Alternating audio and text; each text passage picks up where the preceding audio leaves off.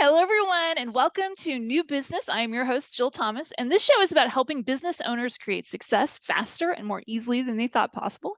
And I'm super excited about our guest this week. It's Manon Wogahn. Manon Wogahn is the self-publishing professional and book influencer. I love that title, book influencer.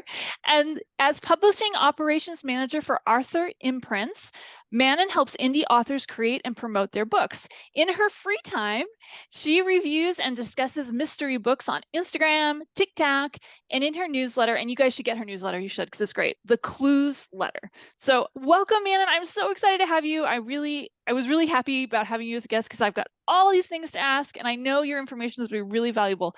So start off telling us what you do. I gave a long description, but what does a day look like, right? Thank you, Jill. Yeah, it's so great to be here. And I love talking about books in all the forms. And I don't often get asked about what I do for work. So this is very exciting for me. Um, yeah, so every day is a little bit different when it comes to my work schedule. I think it really depends on who I'm working with because it's all, what our clients are in. And every client we have is in a different stage of publishing a book. So in one day, I might be working on an ebook. I might be doing a proofing of a print book, or I might be working on ISBNs or LCCNs, or, uploading a book for pre-order. Like I can't really predict what I'll be doing. I just know that it's going to be somewhere along the line of book production and book publishing. That's what I look forward to doing every day. And lots of words. Your life is words, isn't it? Mm-hmm. Oh Love my it. gosh, yes. So one of the reasons I was so excited about having you on show is a lot of people in the self-help world are using a book as a means of it's almost like a business card, Mm-hmm. a way to get people interested in their products and services. I've seen a lot of vitamin companies start off as a book. Somebody has an idea for how to lose weight, and then they've also got a product line, and the book is kind of a lead magnet. And people ask me all the time about books because I did write 3 of them. I actually used your services. You know this. I've used your services 3 times for all of my Mm-hmm. books. And I know how valuable it is because when I first published, telling everybody here, when I first published my book, I put it out there and it was almost like that whole, the Field of Dreams thing, if you put it out there, somebody will buy it. Mm-hmm. Absolutely not true. Absolutely not true. There's a million, well, there's way more than that. It's so many books on Amazon that if you don't get help with categories and keywords, nobody is ever going to find it, not even your mother. So tell us Mm-hmm. a little bit about some of the challenges that self-publishing authors are facing right now. We're going to talk about some of the other things too, but tell us about that. Well, I think a big thing right now with self-publishing is it's easier than ever, but it's also harder than ever because the bar is getting higher for self-publishers, and you can't really just go out there and publish a book like you used to. I mean, you can, but if you want to be successful, which a lot of authors do, there's a lot of prep work that has to go into it, and you have stiff competition because you have people who have kind of figured it out and know what they're doing, and you have to be prepared to match what they're doing. And you're also competing with traditional publishers, which isn't, they have a huge marketing budget, and your competition is stiff. But I think self-publishers tend to be very self-motivated and very scrappy, so they are changing the publishing game quite a bit. And I mean, I'm trying to end this on a positive note. It's really possible to have a good time self-publishing, have a good experience, and get a successful book. You just have to be really prepared and give yourself time to do that. I love that. And I know too, with a lot of the self-publishing projects, and I've run across a few of them over the years, some of these covers are just so bad. It's like, Mm. did we really go to Fiverr and just pay $5 for a cover? Like, oh, The cover thing gets me because I get my like ebook deal emails, and I look through and I see you can spot the indie covers pretty quickly, I know. but the good ones you can't tell. And that's what I pay attention to when I'm shopping for books, just as a user. Like sometimes I can't, or as a reader, sometimes I can't tell, who's publishing it. I have to really dig to find the publisher because they're just that good. So that's what I'm talking about when you talk about stiff competition. Some of those covers and some of the book descriptions, they're so well done that you're like, wait a minute, is it a professional publisher doing this? No, it's just a really savvy author. I love that. I love hearing that because I have done the self-publishing route and I have done the traditional publishing route, and I can tell you that they both had goods and bads. And the traditional publisher was annoying in a lot of ways, but it's mostly because I personally am a little bit of a control freak, and I didn't love the idea that somebody else get to pick the title, get to pick the cover, get to pick the release date. I wanted all of that. So tell us a little bit about the pros and the cons of self-publishing, or going the traditional route. I know there's something called the hybrid route, which I don't know as much about. Tell us a little bit about that. Well, the That's a mouthful, biggest I know. difference in, yeah, I have to break this down. I'll start with the differences between self and trad publishing. The biggest one is who's fronting the cost of publishing. So with trad, usually authors either get an advance against royalties or they just get royalties if it's a smaller press. And the publisher fronts all the cost of the book production and supports you through the marketing process as well. So you don't have to pay them a cent. That's how you know a traditional publisher is an actual traditional publisher. They will not ask you for money to publish your book. Self-publishing, you are the one publishing and writing, so you have to be the one paying for the book production, paying for, layout, ebook design, all of those marketing, all of those things that you may not even be thinking about. And so the cost is greater to you, but at the same time, you get 100% of the royalties that you get from book sales. So if you do it right, if you are savvy enough to keep your costs low or to market your book really well, you could very easily make money self-publishing. Um, Hybrid publishing is has a bad reputation for good Yes, it reason, does. Yes, it because does. hybrid publishers tend to be really predatory. There's a lot of authors who put their life's work into a book and they're really desperate to get it published. And a hybrid publisher might promise them things that they can't deliver on. So a hybrid publisher, I guess I should clarify this, but they will ask you for money to publish your book. And there's good ones out there, absolutely. I think a really big one is She Writes Press. That's one of the biggest, most successful hybrid publishers around. But there's some smaller ones, there's some predatory ones that just focus on sales and they just want your money. And I'm trying to tell people, like, really do your research before you pick a publisher, especially if they're asking you for money, because you want to make sure that you are getting what you need to be getting out of that arrangement. You want that support throughout the publishing process. You don't just want to talk to a salesperson and then write a check. So be really careful when you're researching your publishing paths. I know self-publishing is daunting, but just because you're afraid to self-publish doesn't mean that you should give your money to a publisher you haven't fully vetted. That's true for anything. You don't want to Mhm. give something that you care so much about to a Yeah. stranger. And I can attest to the money. I mean, everything, I my book, I had to pay for the cover, I had to pay for the back of the book, because I don't really know how to write back of the book copy very well, and layouts and everything. And I can assure you that that does have a cost, but every time somebody buys it, I get a 6.25 or something. Whereas before with my traditional published book, I think I got 95 cents. Hmm. I'm not giving, everybody's numbers are going to be different based on their Hmm. situation, but I kind of like having the bigger number. Yeah, especially, when you take into consideration that that's your book, like you own everything about it, the copyright, you did it all yourself. I mean, there's not only a pride thing there, but legally, like it all belongs to you. So, yeah, I obviously am very pro self-publishing, but do it right and you'll have a really successful or hopefully positive experience. Yeah, and if I can throw in, I'm making this about me, but I have a strong opinion on this stuff because I've been Yeah. through this. I would say for most people, paying attention to your own personality type. If you're a little bit of a control freak, then Hmm. you probably Yeah. don't want somebody else touching that sucker because you don't know what kind of cover they're going to pick. You don't necessarily get a say. And I'm Yeah. my book was released on April 15th, which is tax day, and I was really upset because my publisher would not move it. Well, we always have the schedule, and yours just happened to be on tax day. I'm like, please don't do that to me. But Yeah, and it's just as much as a personality decision. And I had another point that I wanted to make on that, but I can't think about it right now. it'll come up Oh, later. oh, I do remember. It's dependent on your genre too. And so I think these kind of business or self-help books that we're talking about specifically, they can do pretty well self-publishing and there's strong arguments why you want to self-publish that book. Um, but certain genres perform really well with indie publishing, and I would definitely take that into consideration. Well, that's an interesting point. So what kinds of Mhm. books do well with a traditional publisher that don't seem to do as well with, the DIY version? I would say, just anecdotal, just what I've noticed, there's a lot of literary fiction that gets trad published that's hard to do indie.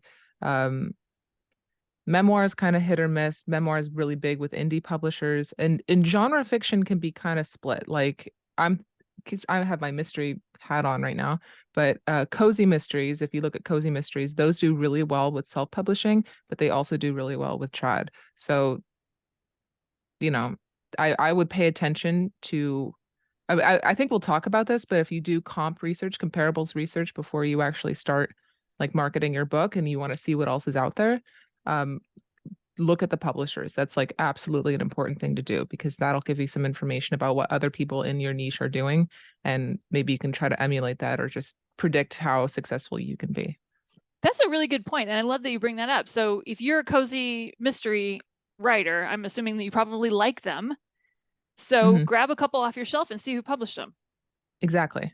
Or go on Amazon, and Amazon, I use that all the time because you can go to a book page and you can see below it books that you might like that aren't sponsored. And there's also ads.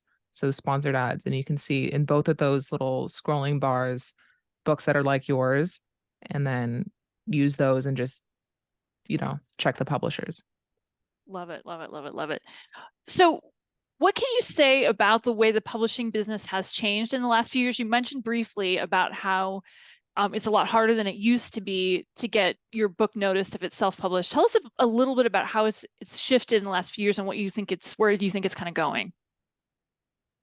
Well, the big question. Yeah, I think, I've been working in self-publishing for 5 years, and over those 5 years, maybe six, over those 5 or 6 years, I've noticed the quality of books I think I said this, but the quality has increased greatly. And also people's awareness of different publishing routes. There's a push, at least in my corner of the internet, to read indie books and to support indie authors because people are realizing how hard that can be. And I could say, like, socially, that's part of the publishing industry that's changed. And I'd also would say that self-publishing has really influenced traditional publishing. There's quite a few examples of indie books getting picked up by traditional publishers because they're just that popular. There's been like a proven track record of success. I would point out um, Legends and Lattes by Travis Baldree, which is Okay. a cozy fantasy book that was indie and then it got picked up and it's huge. It got picked up because it kind of blew up on TikTok. Um, and same with like a bunch of romance books. Like, I mean, this is genre fiction, it's not really self-help, but if that's evidence to show that publishers are watching what indie authors are doing and they like taking on books that have a track record of selling. So that's been interesting to see. Um, and also just the lines, I would say, are getting more and more blurred between what an indie book is and what a trad book is. Because, like I said, you can go to a traditionally published book or an indie book, and you're like, I can't tell who published this. Is this a professional publishing house or is this somebody who just knows exactly what they're doing? Um, so it's been interesting to study just casually how books are presented on at least online retailers because unlike a brick and mortar store, any book online can be self-published or traditionally published. Brick and mortar, like bookstores, are a little bit. It's hard to get your indie book into a bookstore, but yeah, I've definitely seen the lines getting blurred between those two online. I can tell you how you get your book into a indie book into a bookstore. You walk it in yourself. Yeah, it's a lot of like in-person marketing and like schmoozing with bookstore owners. Like So, yeah. it's really hard to just expect that out of the blue. And so Right. that's a question that we get a lot is like, oh, I want to see my book in Barnes and Noble. Well, you have to get to know you had to get to know the store. And we actually had a client, um, she wrote like a women's fiction or a romance book or something, and and she got it into her local Barnes and Noble, and she sent us a picture. And I think it was Maya Angelou who was like right next to her on the shelf. Like she had a really good author like right next to her, and it's just so cool to see that. But that only happened because she had a relationship and she was, able to get it that way. But it's possible, just, Good you have on to. her. No, I'm really I happy for know. her. I did get That was mine into a couple amazing. of local stores, but it was that same situation. It was I went in, talked to the manager, hey, your people are going to like this. I'm putting in a lot of effort. Okay, Hmm. Hmm. we'll take a couple and we'll see if it sells. And if it doesn't, they'll, recycle bin is always a good thing. I Hmm. love it. What do you think that authors should know about the publishing business that they really don't? They have this idea for a book, Hmm. they're pregnant with a book, and they're like, hey, I just have to go write it. Or what I always hear, this is what I hear. I bet you hear this a lot too. The book's in my head. I just have to sit down and write it down, which I find hilarious because it's like now you have an idea for a book, not an actual book, because an actual book Hmm. has words. Hmm. Tell me about what you think authors getting started need to know. Well, first of all, I love the idea that you're pregnant with the book because that's hilarious. Is it twins? Is it a series? Like, what's going on with Right? that? Triplets. Um, Yeah, I love it. yeah. Yeah, so I think there's two things here. The first thing is the writing component of writing the book, which, you do have to get that done, and that's going to take some time on your own. But the other thing, I would really pay attention to what successful publishers do. And what they do is they always look at current market trends. They try to predict future market trends, and then they accept books to publish that fit what they think will be popular in the future. And the big ones publish like years out, right? Like there's a long waiting time between when your manuscript gets accepted into when the book's on the shelf. Yes, I So, can relate to that and, one. and that's very intentional because they plan it out that way. And I get a lot of, so if you're sitting down and you have a book idea, I would ask myself, okay, has this been popular in the past? Is there a precedent for this? Is it going to be popular in the future? And how can I position my book as something familiar to people, something enticing to people? And how can I anticipate their wants and needs? Because the last thing I want to hear from somebody is, oh, my book's unlike anything else that's ever been published. Yeah. I mean, I'm sure it's great, but if you can't sell your book to somebody by comparing it to other things or giving them an expectation about it, and they're not going to want to read it. So you want your book to be at least somewhat similar to something that's already happened. And so if you're sitting down to write it, I would take that into consideration, and I would take into consideration like what might be popular in the future because you really want to be thinking about when it will launch, and you want to give yourself a lot of time before that launch date to prepare all your little self-publishing uh, things. So what I'm hearing you say, and correct me if I'm wrong, I'm almost hearing you say you need to think a little bit about it from a marketing perspective before you really start putting too much energy into a product that nobody wants. Yes, absolutely. And I mean, whether or not you do that while you're writing it is kind of, up to you. There are a lot of indie authors who figured out about writing to market, and there's certain tools that like Klytics, k-lytics.com, and I think the URL is, but he puts out like these massive spreadsheets, paid spreadsheets that tell you what really specific categories on Amazon are hot right now, what are selling. So some people will go and they will buy reports like that. They will look at what's selling and they will literally write a book to fit that market. And that's one way of doing it. But on your own, I would just, if you have a book that you want to write the way that you want to write it, I would give yourself a lot of time before publication to begin marketing. Because the last thing you want to do is start marketing after the publication date. You want Again, to, I know all about that mistake.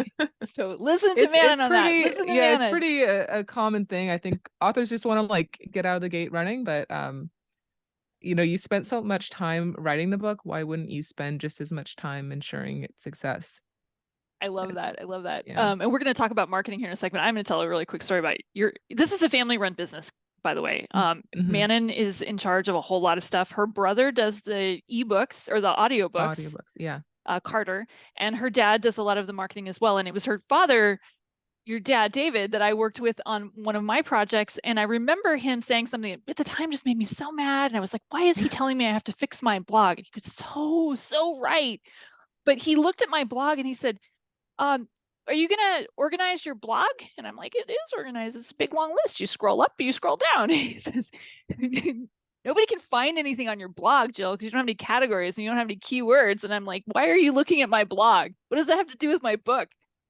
He was right, of course, and I was wrong, of course, because it is all about marketing, and the blog is writing, which is kind of a sample of what I do. And my IT guy was a little mad because he made him redo everything. And honestly, suddenly my blog, my website was ranking. Suddenly people were finding my blog and signing up for it. I'm just saying marketing is a huge part of this. And I really want you to talk about the marketing that has to happen before you put the send button on the Amazon thing. Tell us about that. Well, I think a common time frame is 3 months, but I would extend that to as long as you possibly need. Marketing is a really, uh, it's a really big field. Like you can do so many things within that umbrella, especially for a book. The biggest thing that sells books, oh God, there were three things in a recent report from Authors Guild, an author's income survey, that there were three things that uh, authors cited as most effective marketing. One of those things was a mailing list. So setting up an Mailing, email, like a mail mailing list, emailing like a list. new Okay. email newsletter. Oh, okay. So having, signing up for a free email newsletter service like MailerLite or MailChimp or maybe Substack, if that's your thing. Having a list of emails that gives you a really direct relationship with your readers, and that, once they sign up for your mailing list, you give them some sort of reader magnet or lead magnet, like you mentioned earlier. And then you email them however often you feel comfortable emailing them. You don't even have to sell your book constantly. It's just about being in constant contact with your most dedicated core group of readers. So a mailing list is really crucial, and I would set that up um, before you think about publishing. You may not even have a pub date or even a cover, but all you need to do is gather the emails of people close to you, put them on an email list, and then send out that initial email blast saying, unsubscribe if you want, but I put you here.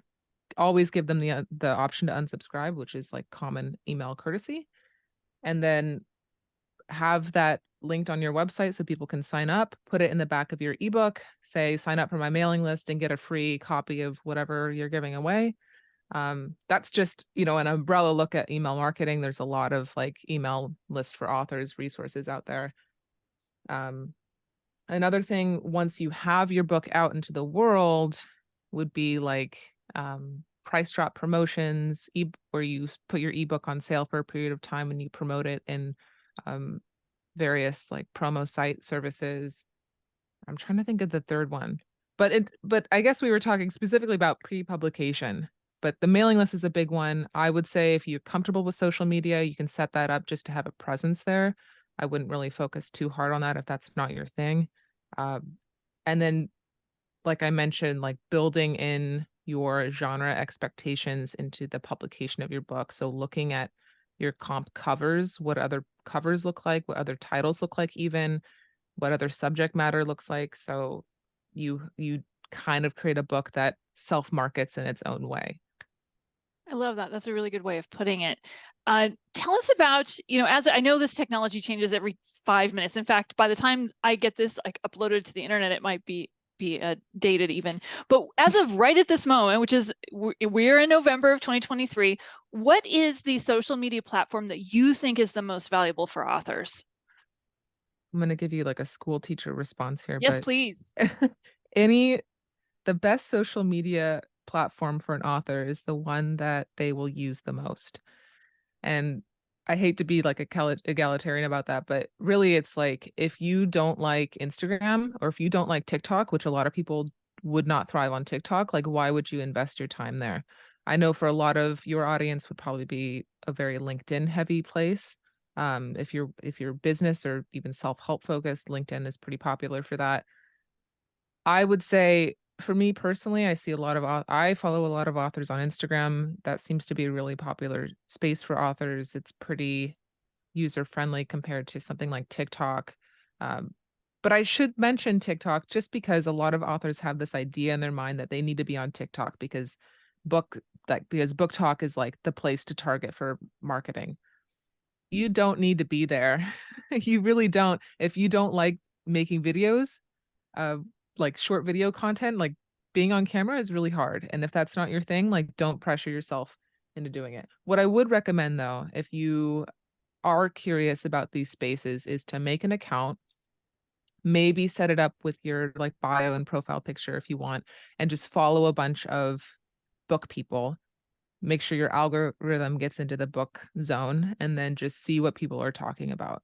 Because just infiltrate the enemy camp there and just see what's getting talked about, because that gives you a lot of insight onto what people are talking about online and what is actually selling these books, because otherwise you're just going to be thinking about book talk as this like mystical place.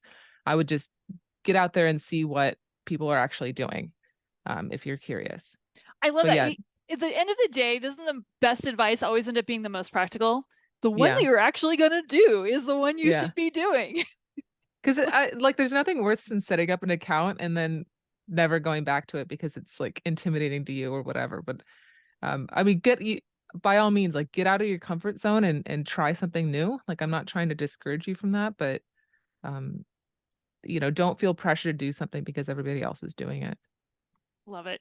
So I want to talk about something a little controversial, which everybody is talking about right now. How do you feel about using the use of AI in? Mm, I know that we could talk about this all day, but kind of, I don't know, as much as you're willing to say on this issue, because it's people are really like very pro AI and people are really anti mm. AI. Tell me what your take is on this.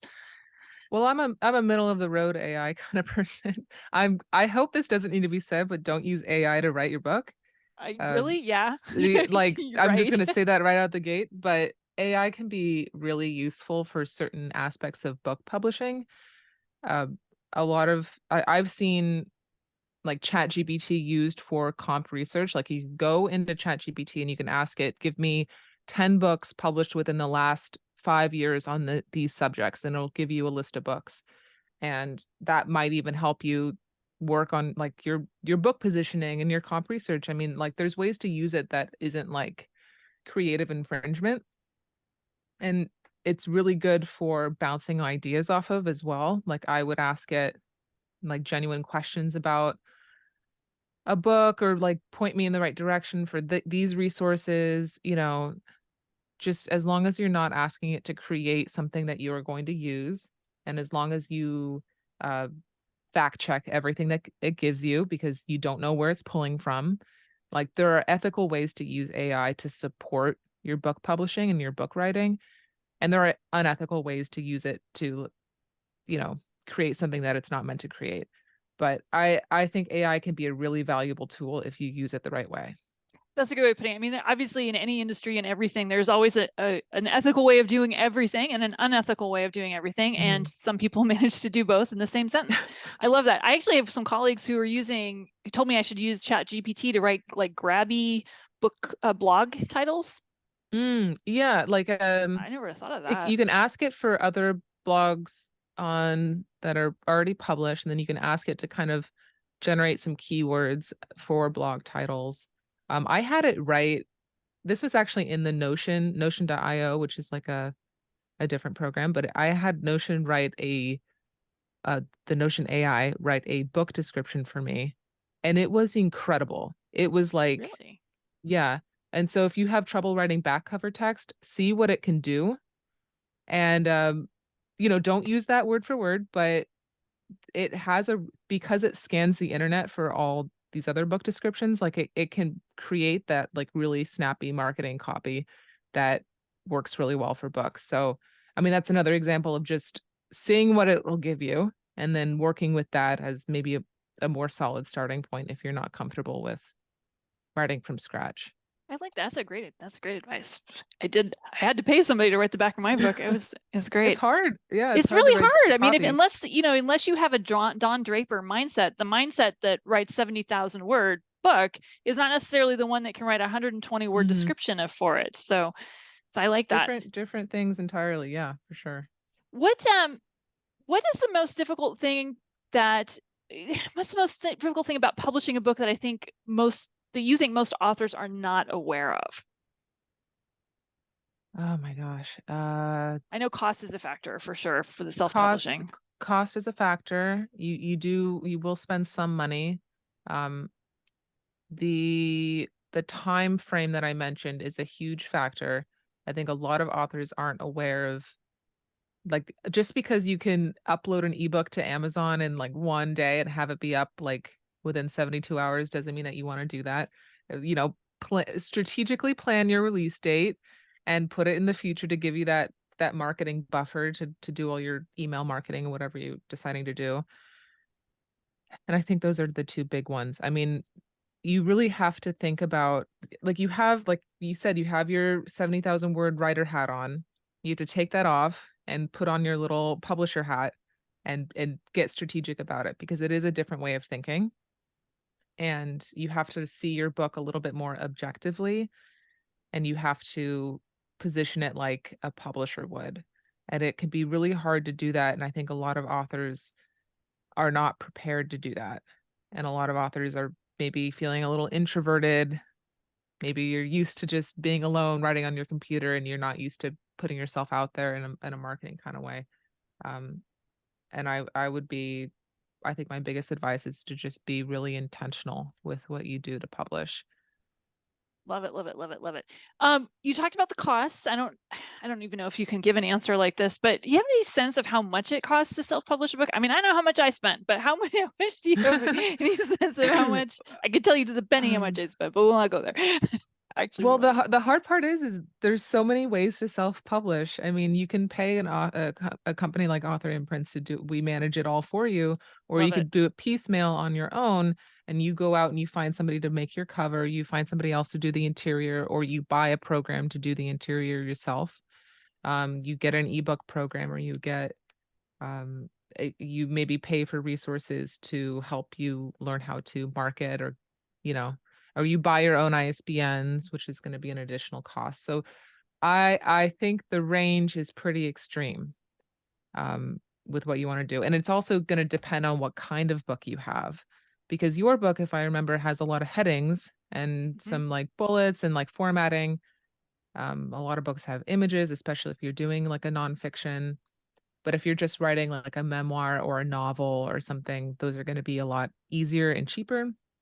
I would say that the biggest cost that I can think of is going to be your copy editing, paying somebody to edit your book, which is an absolute must, in my opinion. Because editing Yes, not only makes the book absolutely. better, but it makes you a better writer.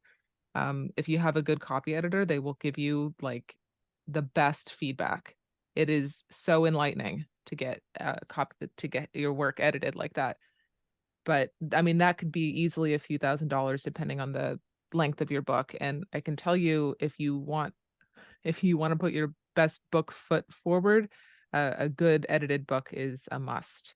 And that's just for copy editing. Like if you want to do a developmental edit, which is more about structure and content of your book, that's going to be an additional charge. So I honestly can't give you a straight number that will effectively encompass like all different kinds of That books that are that going to is get fair. I realized I was saying, "Hey, write me a blank check. How much would that be?" Yeah, I can tell you, especially with the copy editing, how many times I can't. I'm almost embarrassed to admit this, but there was a couple of times where, yeah, there was a lot of times where in the notes in the side where she was read, this just doesn't sound right, Yeah.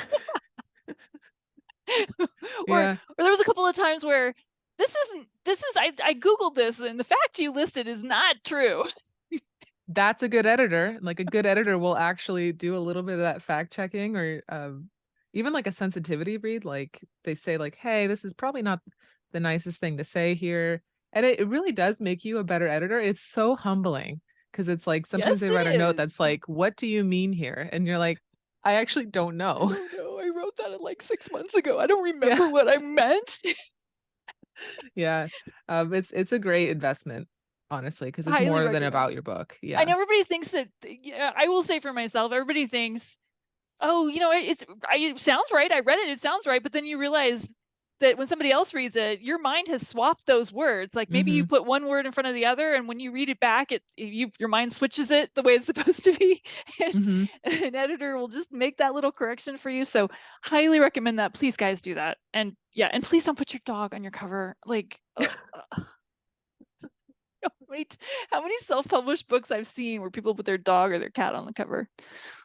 Is that one you run across a lot? What do you think? Actually, that's a Um, good question. What have you run across that you went, oh, please don't? oh, you know what people do with self-published covers? I want you to look at all the fonts that you're using Hmm.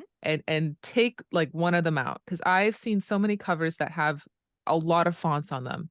And with fonts, you want them to be clear and really, really highly readable, especially if you're indie, because most indie books are sold online. And so you're only getting like the tiniest little picture of the book. And you see that from on your computer screen from a distance, and you want it to be clear and legible. So any sort of graphic or text that you have on there, you want that to be as clear as possible. And from a design perspective, like there's some fonts that just don't work for it. So make sure your name is big enough. That's another thing that I see a lot. I think authors are afraid to make their name big on a book, but I mean, you wrote the dang thing. You don't have to put it like James Patterson big, but Well, he put does it, make it big. yeah, his is like half the It's cover, half the but cover. you don't need to do that, but just make it like, don't put it eensy weensy at the bottom. Give yourself some credit. So I love yeah, that. That's clear and legible covers are really important. I love that. That's such great practical advice because we're not at Barnes and Noble buying a book most of the time. Mm-hmm. We're on Amazon, and a lot of times we're looking on our phone, right? And how I don't know Mm-hmm. about your screen, mine is not that big. That's great. Mm-hmm. That's great advice. So what are the final bits of wisdom you would have to share? Like anything that you think people should know that I didn't think to ask you about? What would you want to share? Oh man, I should have prepared for this question. I Win covered a it. lot of It's it. I fun. get the timing is like I can't drill that down more. Like give yourself enough time to publish. Um, and also acknowledge that it's a really hard thing that you're trying to do, and there is a very good chance you're not going to get it right the first time around. Oh, the other, I should mention this because we talked a little bit about protecting your work or maybe owning your work. The one thing that a self-publisher should do is buy and own their own ISBNs. Mhm. There's an option if you are self-publishing to get a free ISBN from either Amazon or Ingram Spark or whatever kind of print on demand service that you're using. Uh, if you use that ISBN, that company that you get it from is the publisher. Like that's tricky, you know? And so you want to own your own ISBNs. You can get, I think it's 249 or something for 10 ISBNs from Bowker. And it's like the number one way to protect your writing investment. And then you have enough ISBNs for if you want to do another book or two. And you can use one ISBN for the print book and then any format like ebook, hardcover, audiobook, like you're covered. So that's a huge tip. Don't get enticed by that free ISBN. Love it. Yes, that's such a. What is the old saying? There's an old saying in software engineering. It's probably not an old saying. If the product is free, you are the product. Yeah. I love Yeah. that. There was one thing I wanted to ask you guys. How do you work with your clients? Is it in person, virtual, Mm. little both? Tell me how that works. uh Almost always virtual. Our clients are all over the world. Like we've had international clients and domestic, and very, very rarely do we get somebody in the San Diego area where we are based. If we do get somebody there, we meet them for coffee. It's like because it's Why local and not? we You're usually do, local. Yeah. yeah. It's very rare for us to have that, or maybe we'll get invited to a book launch. That's happened a few times, and that's always exciting, but mostly virtual. And it works pretty, and we've been doing this like since pre-COVID. So we have our little system down, and in a way now it's easier than ever because people are more used to doing virtual business. But yeah. You mean all of the authors in the world do not live in Carlsbad, California? Imagine. Imagine that. Love it. Love it. Love it. Love it. So how can somebody find you? I'm going to link everything. I'll put all the links in the description. But if you want to Mhm. tell people how they can find you, because you've given a lot of valuable information, and we could certainly talk about this all day, Mhm. actually for like a couple of weeks. and still just scratch the surface, but how can people reach you if they want to talk about your services? Um, sure. So our website is authorimprints.com, IMPRINTS, imprints, like a publishing imprint. And we have our contact information there. And then we also have a learning center. So I think that's at the top of the page. It says Learning Center, or it's authorimprints.com/learn.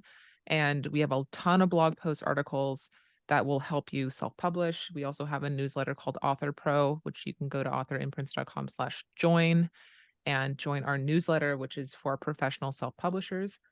And then me personally, if you really like mystery books and you want to like You should get our talk about newsletter. Yeah, those, it's really interesting. I mean, I'm yeah, not into mystery books, but I think I read it because it's really interesting. thank you. Yeah, I like to do that, and some of it's like really fun and light, and sometimes I do a little bit of a deeper dive into like publishing topics, which is fun for me. But yeah, so you can do that at cluesletter.com, which redirects you to my website, or follow me on Instagram at Mystery Manon or TikTok at Mystery Manon, because I have like a link in my bio that has like all of my links in there.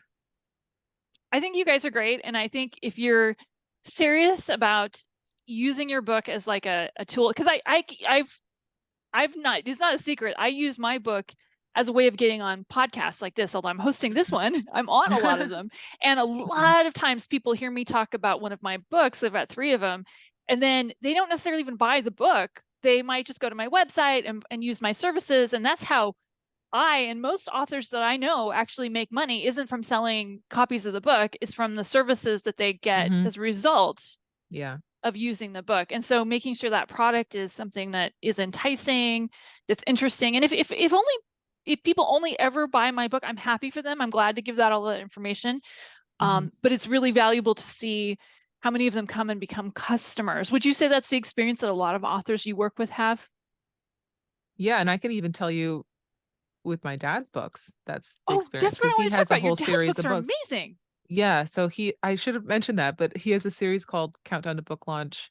And there, if you look up David Wogan on Amazon, you'll see all his books, but they're really excellent books on publishing and registering your book and all these like nitty-gritty publishing details. But yeah, we've had that experience where people read those and then they realize, "Oh my gosh, I think I need a little bit of help with this." And they come to us and they, ask for help. But, even if it's just you write a book and you put it in your bio on your website, or if you like name drop that in conversation, that adds a lot of legitimacy to what you do because you're like, "Oh, I'm an expert and I've invested in a book I with my love it. expertise." Yeah, no matter what I do in life, I am always going to be Jill Thomas, author of these books. I'm not going to list Yeah. them all. You're welcome to go to my website to check them out.